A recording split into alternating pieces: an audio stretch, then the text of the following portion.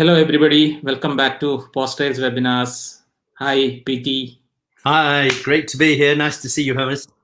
Same here. Nice to see you. And I think it's like almost 2-3 weeks we haven't met. Yes, virtually we haven't met. That's yeah. So today, we are going to talk about the beautiful polar bears and their conservation issues and the climate change as well. So we have a couple of people waiting for us to hear your stories, PT. You have been. When did you travel to the Svalbard? So the last time I was there was in 2019 in May, and I was there the year before that in June. It's the end of June because I was there during the longest day. So, and I'm planning on being there in March next year. So fingers crossed that we can get out. Sure. Yeah, I hope everything will be sorted soon. So yeah, let's directly go to the presentation. Yeah. Thank you very much. So today, obviously, as Hermes says, we're going to talk about polar bears, a quite remarkable animal. And I start with this video because it captures for me much of the elegance and beauty. Just watch how this slow motion film captures the movement of those huge paws. This is an animal that is so well adapted to living in this environment. It's obviously white to fit in with its camouflage in the habitat, but it also has this remarkably thick coat with these special guard hairs, so it doesn't even notice when the temperature's at -40. Its metabolic rate does not change even when it's that cold. This is an incredible animal. It is defined in science as Ursus marinus, which means that it's a sea mammal, and this polar bear is the bear of the sea. I think that's wrong. I think this is the bear of ice. Your screen is not visible, the video. Okay, so let me end and I will come back out. Can you see my screen now or not? No? Not yet. Okay, so that's a real shame.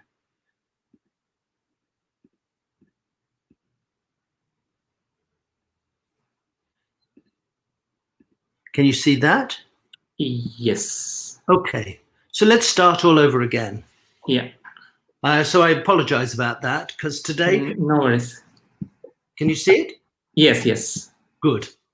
Thank you so much. I'm so sorry about that delay. No problem. So we're going to talk about polar bears, and we're going to talk about the conservation, the photography of this really remarkable animal. It's called in science Ursus marinus because it's often classed as a sea mammal, an animal that's specialized, a mammal that is specialized for living in the oceans. I don't think that's right. I think this is an animal that is specifically, oh dear, I crashed out again, my fault. Can you see that, Hermes? Yes.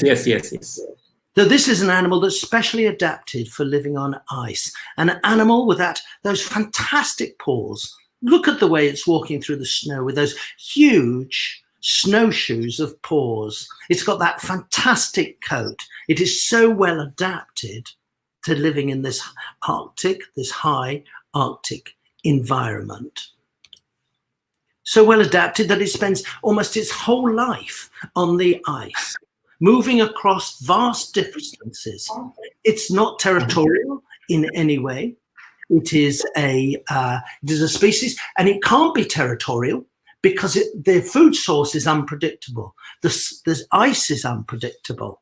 It doesn't know where the seals are going to be. So it continually explores. It's a wanderer, wandering hundreds of kilometers, doing 50, 60 kilometers a day, just looking for where it can possibly find any food or any access to food. And it is so well adapted for just being a solitary individual. It will even fall asleep on the ice and just sleep there and not even seem to notice that it's actually on something that's really very cold indeed. Our very good friend Frederick Granath, who is a polar explorer, in fact, I would say he was a polar bear explorer, once described this as saying, it's all about the ice. And he's totally and utterly right about this. It really is about the ice. The polar bear's biology, its conservation, and of course, the climate impact that climate change is having. He and his partner, Melissa Schaefer, have just produced an absolutely stunning book, a book called Polar Tales that captures the life of the polar bear in the Arctic. And the photographs by Melissa are really quite remarkable. They have a real nature to them, as what the Italians would call simpatico. It's sympathetic, it's understanding, and shows the love and admiration that she has for these really great animals. You can get this book on Amazon. It would be a fantastic present during this period for anybody. And you can also go and get it from her own website, which is themotherbear.com. So I strongly recommend this beautiful book. So let's get back to the ultimate ice machine, this animal that lives in this incredible habitat, an animal that's searching all the time for food. It needs to take in food to keep warm, and it needs to find it at a regular basis. So all the time, it's using its senses to try and find this. What it uses most is the sense of smell. So all the time, so you watch one, and you will often see them walking with their eyes closed. And I'm sure the light is really strong. They have special adaptations in their eyes, like sunglasses, to keep out that glare. But they use their nose sense more than anything, and it is incredibly sensitive. I remember really well just watching it and watching how it could pick up a scent, and in this case, move towards a carcass. In another instance, I was watching one at quite some distance while I was on the ship, and it suddenly caught our scent, the scent coming from the ship, and it stopped and turned and looked straight at us. Without hesitating, it moved directly across the ice, scenting all the time to see what that scent was, to see if there was potential food, until it became really quite close, smelling all the time to see what the special smell was coming from the ship. Most of those scents it thinks are different are of course a food source, because if it's carrion, if it's anything, it's going to come, and it's going to come and look, and it's going to come and eat, and very little will actually stop this animal from successfully getting that food source. What it does feed off quite a lot is ring seal pups, and in the sort of period around April, May, June, the pups are on the ice. The females come up through blowholes, and they will lay them, they have birth on the ice, and then the pups sit there until they're weaned, which is usually about April time. And during this period, these are really good snacks for the polar bear. If it catches one of those, that keeps him in food for a day. But if he catches an adult, that keeps him in food for many, many days, up to 10 days. So during this period, the polar bears are looking almost exclusively for the pups. As I said, these ring seals are the main food source. During this period of time, during the winter periods and early spring, the males set up territories along the side of the ice. They have several females, they'll mate with those, and the males and the females will be feeding along the shoreside, defending those territories. They use the stable ice. The unstable ice, the ice that is broken, is not much good to them. And in amongst that solid ice, they will put up breathing holes, and then they form these layers, and the animals will come up and form layers on the ice where they actually drop their pups. And the bears really need that solid ice if they're going to catch those seals, because they can stand on the ice and then jump through a roof. And sometimes there's a roof over the seal pup, which is caused by drifting snow or something, and the pup will be underneath it, and it needs to break that to be able to catch the prey species. It really does its hunting in two ways. It does that either by stalking, where it will catches the scent, as in most instances, and then it starts pulling in very slowly, like a pointer dog, moving in. Every time the seal looks at it, it freezes. But it just keeps on stalking, can stand stationary for a fairly long period of time. They say that they're smelling the seal breath, and it's quite true. The seal's breath does smell. Even I can smell it when I'm downwind of a seal that's on an ice floe. So it's a very distinctive smell, and the polar bears pick this up, and they will stalk it as slowly as they possibly can till they get within about 30 meters, and then it will just simply charge and try and jump on the prey and eat it. I have to say its success rate is not particularly good. It's only about 1 in 10 charges actually result in a kill, but they have to try, and they have to try every time they possibly can to try and get this food to keep them warm and to keep them going. The other thing they do is what is called still hunting, which is where they sit stationary on the ice, often just lie on the ice, hoping for a seal to actually emerge just beside it. And if you put a microphone or a hydrophone into the water, you realize that when a bear is walking or when you're walking, it gives out an incredible amount of noise. So it's not surprising that the seals can hear them at quite some distance. So to get around that, the polar bear will often choose a place, and it will just actually lie there very patiently, sometimes for hours, usually about an hour, and wait and see if a seal pops up. Because if a seal has a breathing hole nearby, it's going to come up, and then the bear can try and catch it. So it does have to do this. It quite often catches these things by standing on its back legs. And this is a bear that I photographed at quite some distance that was near an old polar bear trapping cabin, and the bear's down on the ice, standing on its back legs, waiting for a seal to come up to see if it can grab it. And that's the same sort of stance it will take when it wants to break the breathing holes as well. Once it gets it, of course, it fills, and a polar bear can eat as much as 150 pounds, which I guess is in the region of about 70 kilograms, which is the size of an average woman, that it will actually catch and kill something and devour that much meat and put it in its stomach in that sort of period of time. That's an incredible amount of food. Yeah, it really is. A huge and amount. They have to do that because they're so well adapted. They have to, and they will go maybe days, maybe weeks without food. And they have to be ready for the winter period to carry that fat into the winter period, because even they don't hibernate like many bears in the northern temperate zones do. They need that fat just to see them through the dark winters. They still keep hunting during those dark winters, but it becomes, and we don't know much about what goes on because it's pitch dark for like 3 months during that period. But they've got to be able to really get this food and do it. And of course, when they have it, they defend it.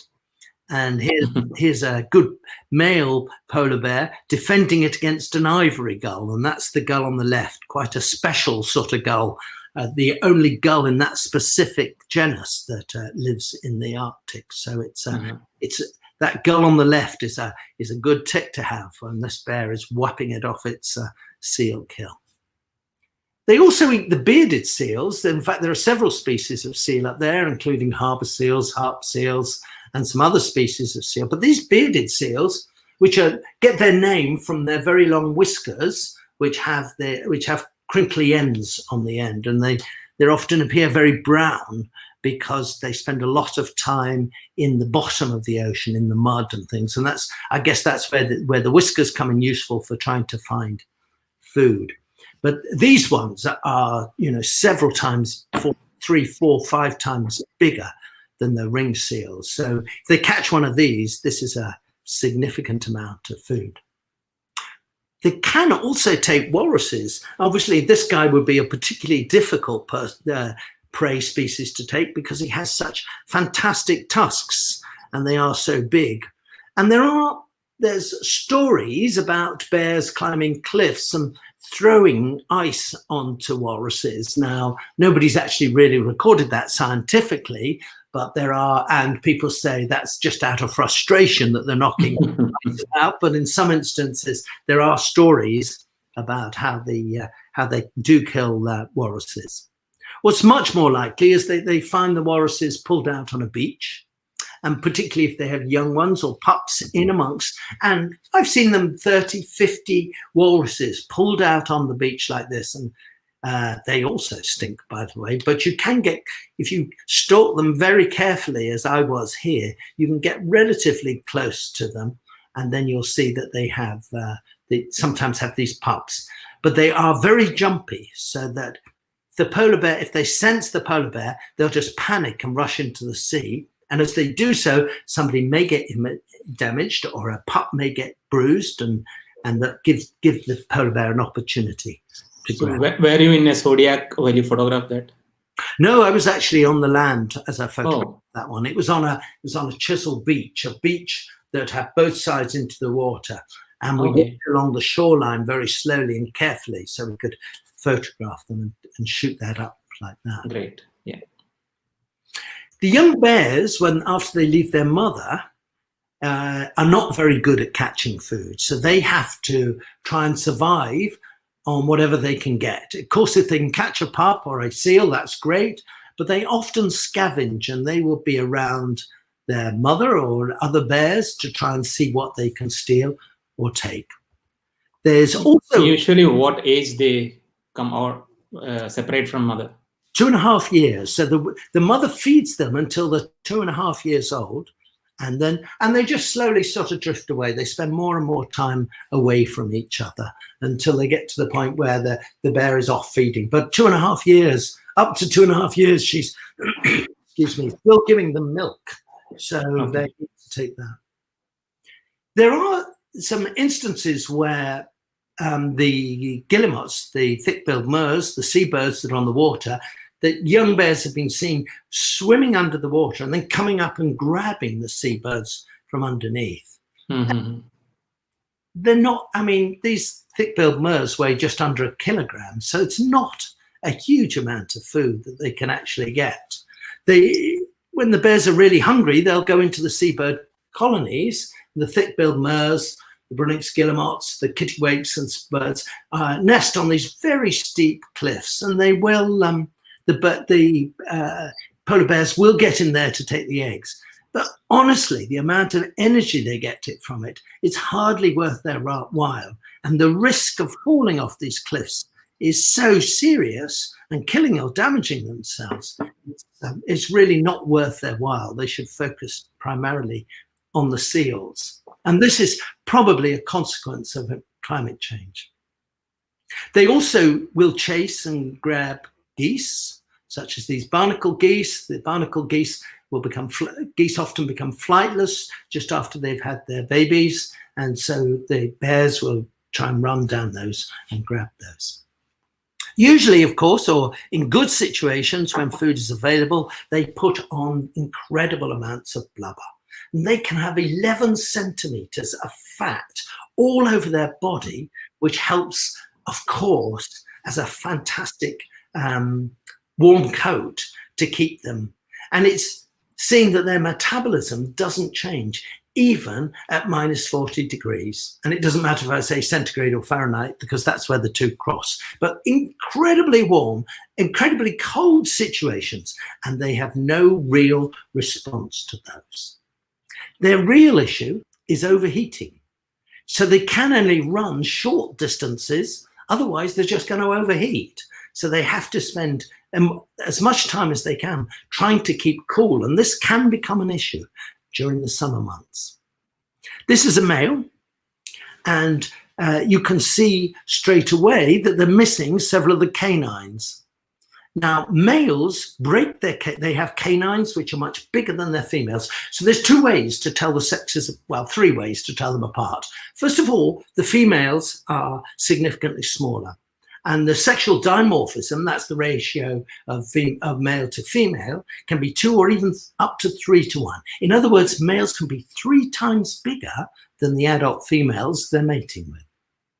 The second way is if you look at their legs, the guard hairs on the back of the male's legs are significantly longer than those on the females. And I suspect, but nobody knows, but as a naturalist, I feel this is a signal that males will give to other males, because they'll be able to look, and as they're walking, as I showed you in the video at the beginning, you can see those fluffy bits behind their legs, and males can recognize that that is indeed another male. But they do break, the males break their canines, the females don't, and this comes about because of the intense fighting that takes place between males over females. There's huge sexual aggression where males are trying to dominate each other, so they have to be the bigger the males, the more successful they're going to be. What happens in the breeding season is, and this starts in March and April, the males start to seek the females.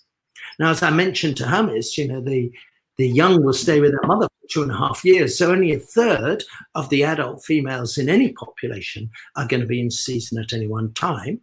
And so what happens is the males don't know where to go, but they have to find and search for those females. And they can spend multiple days or weeks without eating, just in their movement to try and catch females, to try and find the females. And what they do is they search for the footprints, and as soon as they find the footprints, they smell them, and then they start following them, and they will run, they will just go totally after these footprints.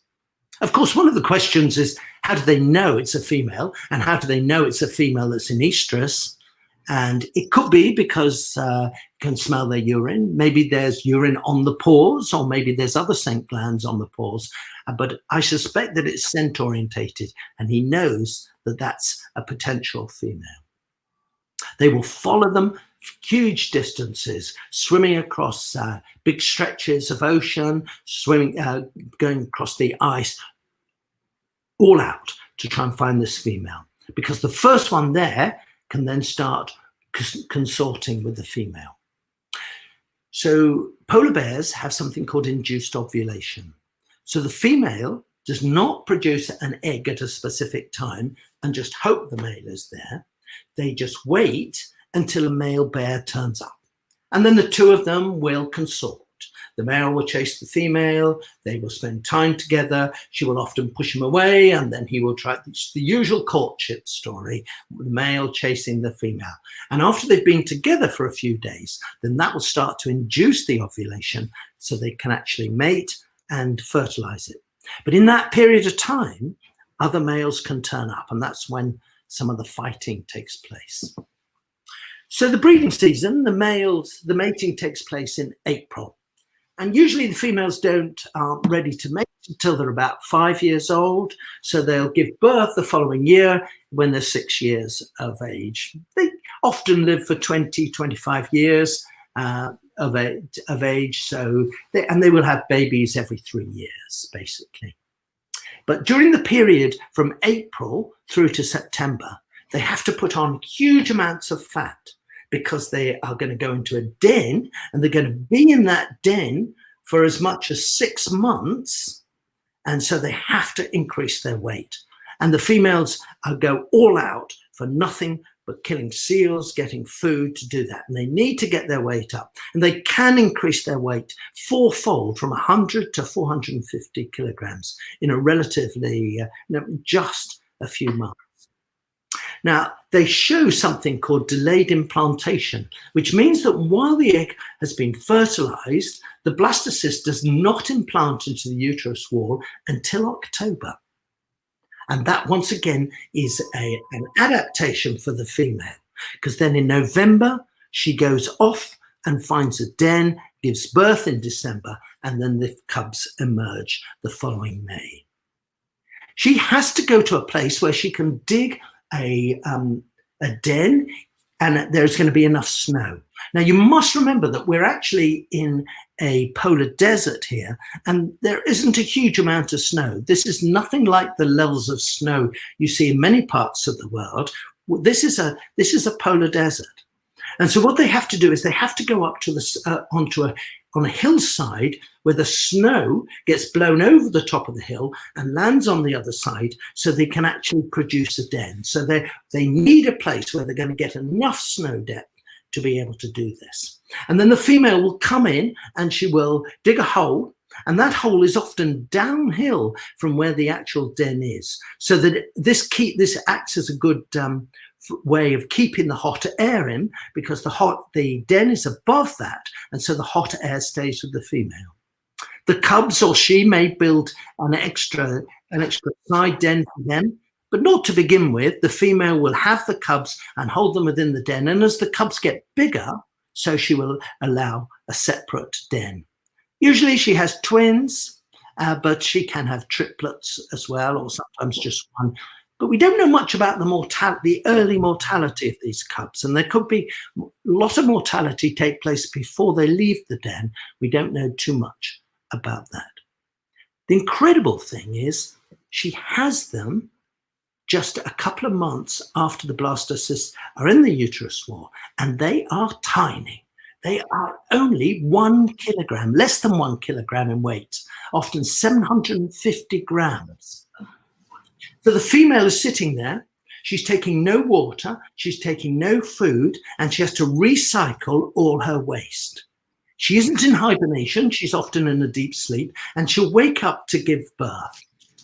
And what she needs to do is give the food to the young when they're in the placenta, when they're in her body. So what she does is she takes the fatty acids, the fat reserves, but she needs glucose and to be able to give that fatty acid as energy to the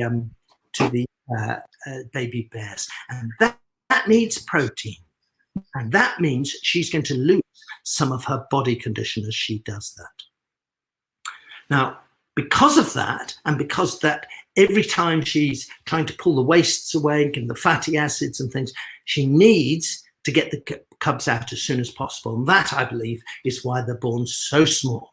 Because once they're born, she can give the fatty acids directly to them from the milk, and she doesn't have to extract the waste from the placenta or anything, so she doesn't have to provide glucose from the protein. So it's a real adaptation.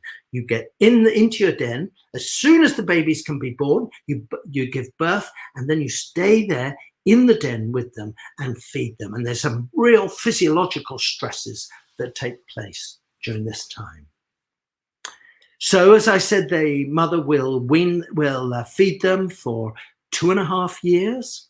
And one of the big challenges she has is that when she comes out of the den, and she might have to go as far as 40 kilometers away from the ocean to find a place with suitable habitat. And they, talking to scientists who study them, they say some of these hillsides can have as many as a dozen females actually in them, because the habitat is so limited, they all end up in the same location.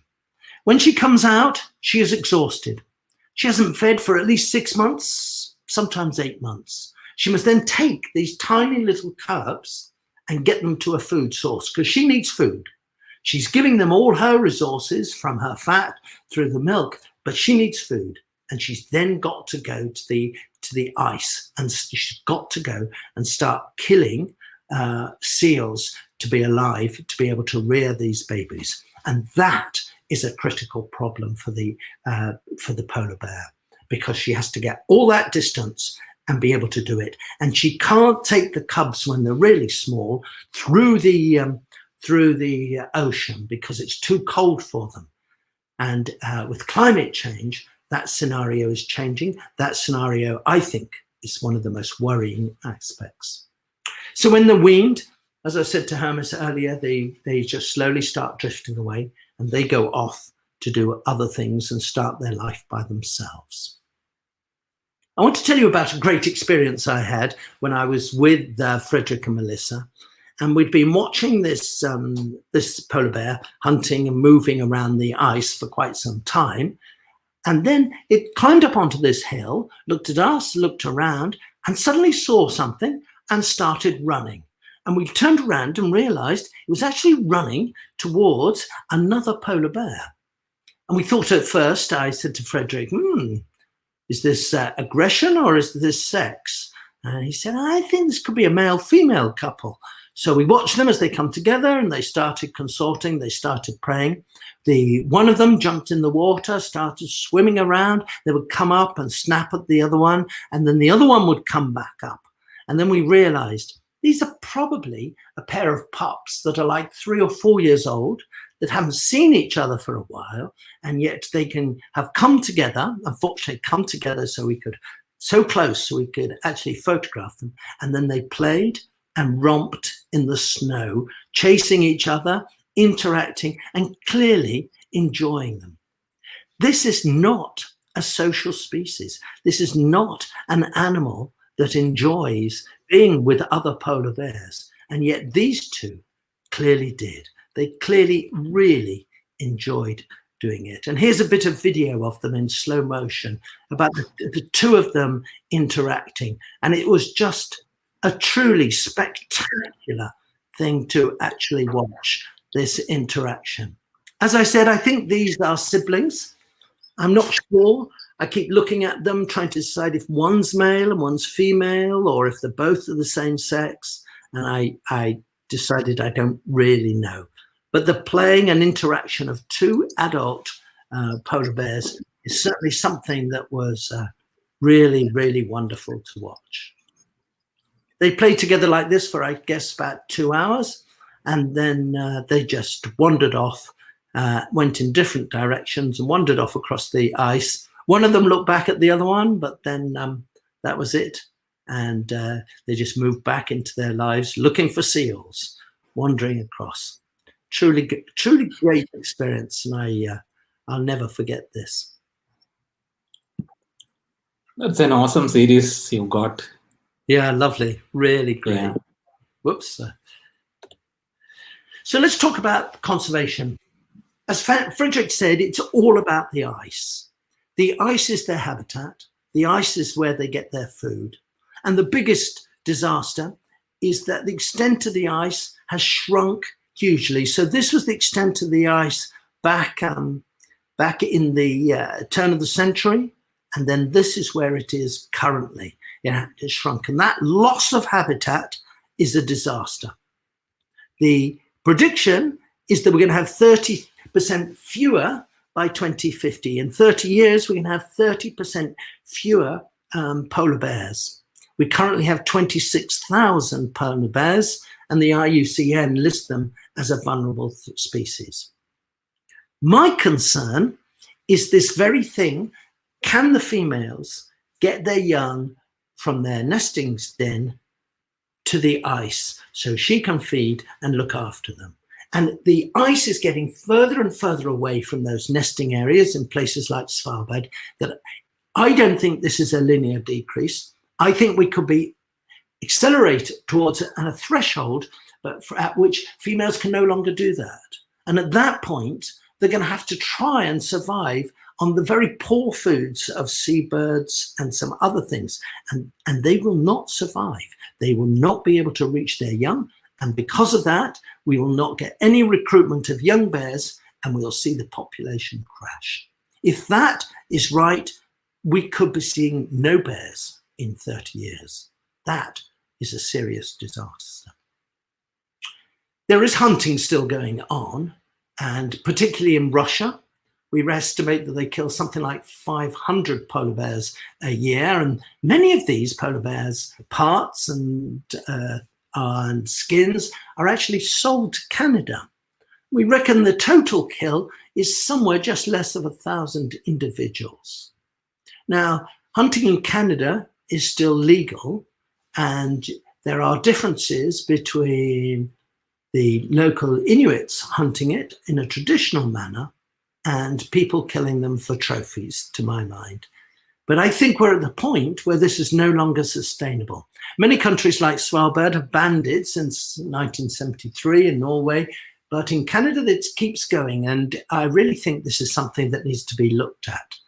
So don't forget that climate change is the real problem, but what we're looking at is we're looking at things which get slightly worse and worse. I do think there are things we need to do about this.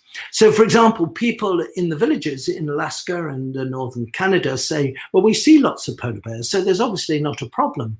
And I think what's happening is because the ice has been shrinking, the polar bears are spending more time on land, and so people are seeing them more, and they think they're under the false impression that this population is healthy, while it is both starving to death and it is also declining. So I think there's a real case for banning hunting altogether. Let me move into the last part of my talk, which is about photographing polar bears. And there are really 3 parts in the world you can actually go to photograph them. One of those is in Hudson Bay in Manitoba. You can go there by flying through Winnipeg. But once you get there, you can then spend time watching the polar bears as they sit along the shoreline of the Hudson Bay, waiting for the ice to come so they can get out and feed. I don't find this a great place to watch them because you're waiting for the snow and the ice. So they're often in dirt and mud.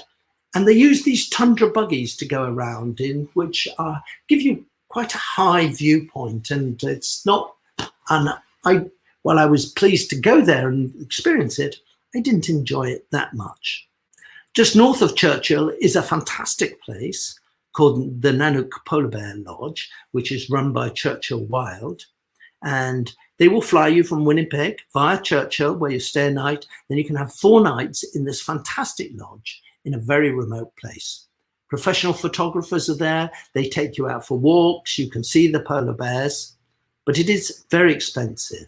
Even with 4 nights in the lodge and 2 nights in Churchill, that's going to cost you $1,400 a night. So it's a very expensive, but I can believe, and a great photographer I met works up there a lot. He described it to me, and it sounds truly wonderful place to go if you can afford it. Another place is to go to Alaska, to Barter Island, and to this village called Kaktovik that's on there. And the polar bears at that stage are very much along the shoreline, sometimes looking for garbage. Sometimes there are dead whales there, and they'll be feeding off those. So you can, so they will take you out in a boat, in a fairly small sort of little boat, and you can go out there and photograph them. And they usually do trips, which are basically 3 days, 2 nights.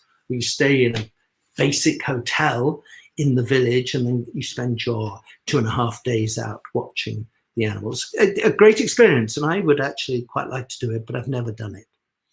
I've focused all my attention on Svalbard, where you fly into Oslo in Norway, the capital of Norway, and then you take a flight to the north, to Svalbard, till you're almost at 80 degrees north, and there you get on a ship, and then you spend 8-10 days on that ship and looking for polar bears and photographing polar bears. And I've been last time, and next year I'm going with Expedition Ressa, and that's with Frederica and Melissa. And it costs about $800 a night, and you can find details of that on their website, themotherbear.com. One of the nice things is you really are alone, you, the ship, and the other people on the ship. And I would recommend not going on a ship with more than 20 people, so you have 2 or 3 Zodiacs when you see a bear and you want to get in close. You don't want one of these massive ships where only a certain number of people can get off. You want to be able to get off fast, and you want to be able to get round so you can actually get close to polar bears, so you can record them and photograph them doing interesting things. You can take detailed photographs of them as they're relatively close, and they don't seem to mind you being on the Zodiac, so you can get some great sights. You also get opportunity to sit when you're near the land to see some of the other fantastic Arctic animals. This one, the Arctic fox, is one of my favorites. Absolutely beautiful animal. You get to see the very special Svalbard reindeer, a species that does not migrate but stays on the Svalbard archipelago, and very special and interesting species. In fact, you can even see these in the center of Longyearbyen. They come in and they're grazing around the hotel where you stay. The seabirds are spectacular, and I think you can get some very great artistic shots of seabirds like this northern fulmar, which is the equivalent of an albatross, and it's up in the Arctic as it flies along the waves. You get these fantastic reflections as they move across the ocean, and you can get some, and it's a great challenge to try and focus on them and get the shots. But with modern day cameras, the Sonys, the Olympus and things like that, you can get some really great shots. The ice is beautiful. Getting photographs of the beautiful shapes of the ice, the scenery is incredible. These cliffs were full of seabirds, full of thick-billed moors, kittiwakes, other seabirds, just absolutely awestruck. And because it's light most of the time, I spend nearly all my time outside on the boat, or when we get to shorelines, climbing up mountains to discover things and taking photographs. Just a beautiful, beautiful location to be.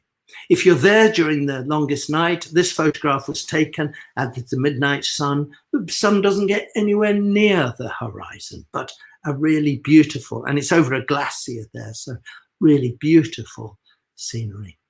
So as I finish, I just want to remind you about what wonderful, special creatures. They are so different and behave in such a different way, and so interesting to watch. And I really think this is a species that could go extinct during my lifetime.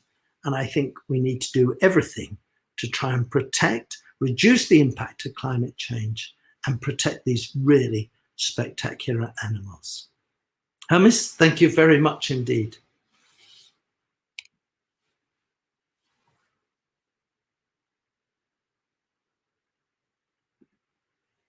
Oh, I can't hear you. I hope you. Oh, hello? Yes, I can hear you now. I'm so sorry. I don't know why I lost you there. I said it's a wonderful session, a learning session. A lot of new things about polar bears, and people who want to travel. It's a good guide. Aren't they incredible animals? Just beautiful, beautiful animals. They are. And when you see one and you're on the ship, you can just be with them all the time. The captains of these ships are just fantastic. They're very careful to let the ships drift in gently, and then you can be there. If you want to go in, you can just go and get a cup of tea and come back out again. I take a tripod with me, but because of the vibration of the ship, you often have to shoot at 1500th of a second or even more to try and stop the vibration. I'm usually shooting at about a 2000th of a second to try and stop any vibration. But light isn't a problem. How's the lighting condition? How's the what? Lighting condition. It's pretty good. It's pretty good. I've got, when the light is really strong, if the sun is really strong, then you're fighting the harshness of the light. But quite often there's a cloud cover, so it's like the softbox. And I think really good. So I think it's really good. I think with so many of the modern mirrorless cameras now, you can shoot a lot handheld. And so I had a big lens and camera, but I was hand holding as well at the same time with a 100-400. And that gives you the flexibility. And of course, the place is very safe because everybody on the ship's there and everybody looks after everybody else. And it's such a lovely atmosphere. And Frederick and Melissa, and they are the best people to travel with. So delightful. Such lovely. It must be a very enjoyable trip with them. Yes, absolutely. Just really, really great. Yep. And I just hope we can get up there in March. And how many days is suggested? Well, 8 days or 8 nights on the boat, which turns out to be like, so you dock on the last night and you leave and you pull away sort of on the first night. So you don't see much on the first day. So that gives you whatever that is, 6 full days. And that's enough. I feel 2 or 3 days is not enough. You can go a day without seeing a polar bear. Sometimes you get lucky. I expect to see 3, 4, 5 interactions with polar bears during a trip like that. That's what I would hope to do. And then you hope to see the walruses and all the other animals as well. So it's... And the ship is a smaller one, right? Yeah, so the ships, so I've been on 2, the Freya which holds about 20, and the Stockholm, which holds about 12. Both are really lovely ships to be on. The cooking is out of this world. They are very environmentally aware, sourcing locally. They're doing everything they can to reduce the environmental impact. Because they get a big worry that, you're in a ship in the high Arctic. Yeah. What sort of impact am I having just being here? And they're very careful about that. And you have to have the discussion with yourself if you think that's acceptable. And I do. I think that's acceptable because Frederick and Melissa, I really think people should know more about it, should know more about climate change, and should change their life accordingly. After I was there last time, it worried me so much that I actually stopped eating meat. And so I've become vegetarian. I do eat fish occasionally, but I'm slowly reducing. So I very, very occasionally eat some meat, but never beef, because eating meat does have an environmental impact. So that's the whole point of travel. Like, you get to know more things. You get that awareness building starts from traveling, I believe. Yeah, so with my children and my grandchildren, both give them a fund so that when they reach the age of 20, 21, they can go and travel the world and they can experience the world. Because when you only know your own backyard, if you live in Dubai, you can't imagine, can't envisage what it's like to see a polar bear. Correct. So people have to get up there and see these animals and be aware of it.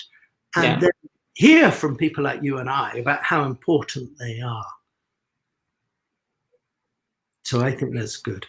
Yeah, great session, PT. Again, thank you very much. We got a lot of comments. Cynthia is saying hi. Oh, hi, Cynthia. Hope you're doing well during COVID. We have Shatsi, who is a regular viewer. She was in Dubai and she moved to London now. Oh, wow. She's saying hello from London. Oh, gosh. In fact, she was stuck here because of the COVID. Oh, wow. Now she left Dubai. I did it in a good place being in London just now. Kimberly is saying amazing photographs. Thank you, Kimberly. Thank you. Radha Krishnan is saying hi. Misrom Khatun, hi. Hi. Good. Lot of responses. Great talk. Thank you, PT. I'll announce the next date soon. Stay safe. Thank you, everybody. Bye-bye, everybody. Bye.